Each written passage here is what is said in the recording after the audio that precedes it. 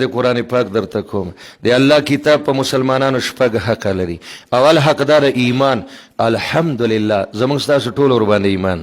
دویم حقدار الفاظ یادول، د قاریان صاحبان استادان صاحبان چې زمونږ استادو بچي ورزي الفاظ د قرآن ورته نه خي، ورتل القرآن ترتیلا خيستا الفاظ. دریم حق سره دا یادول شي بهر کاری که همت بست گردد وگر خاری بود گل دست گردد. اراده وکي اراده وکي اراده وکي. یو آیات وای کال پس به تاسو کاریانه، بیا یو آیات یادوي کال پس به حافظانه. الله به در سره مدد کوي، الله به در سره مدد کوي.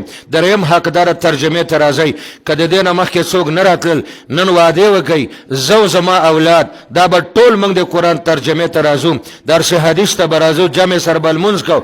څلورم حقدار تاسو مفتی صاحب نه واوریدل قرآن کې حلال حلال به حلال غني، قرآن کې حرام او ذکر د حرام به حرام غني، حلال به استعمالوي. کاغه کپڑے دی حلال، کاغه روټي ده حلاله، کاغه ناشته ده حلاله، کاغه کور جوړول دی حلال، کاغه بچو ته د تعلیم اسباب برابرول دی حلال. حلال به حلال غني، د استعمال سيزونه استعمالوا، د خوراک خورا سوارلی استعمالوا خو دی حلال. او حرام ذکر دی، حرامونه بزان ساته، اولادونه بساته، خزه بساته. دی اولاد نه په قدر باندې فرض ده خو حلاله، دی بیبی نه فقط فرض ده خو حلاله، د مور او پلار نه فقط فرض ده خو حلاله. حرامونه بساته، حلال به حلال غني، حرام به حرام غني. شاه عبدالعزیز محدث دهلوی، شاه ولی الله رحمه الله او اشرف علی تانوی رحمه الله د درې واړو لیکل دي وای قرآن کې چې کوم سيزونه الله حرام کړي قسم په الله کپدې کې د بنده فائدہ و الله به نه وي بند کړي، او چې کوم بند کړي دي وای کپدې کې د بنده فائدہ و والله کې بند کړي وای،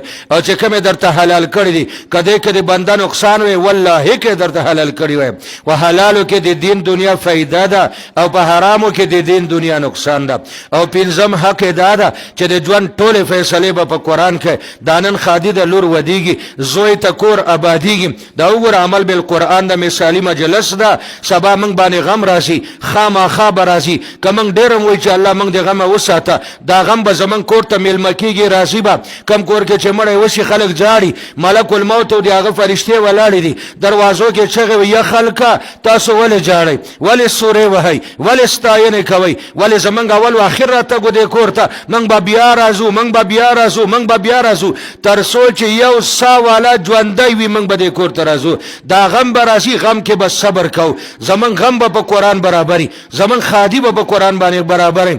او شپږم په حق دا ده چې موږ به بیا دا کوشش کوو چې د دې قرآن تعلیمات او رڼا عامه کړو، د الله حکمونه د نبی پاک تعلیمات او سنت دا وړاندې نورو مسلمانانو ته ورسوو. د خیر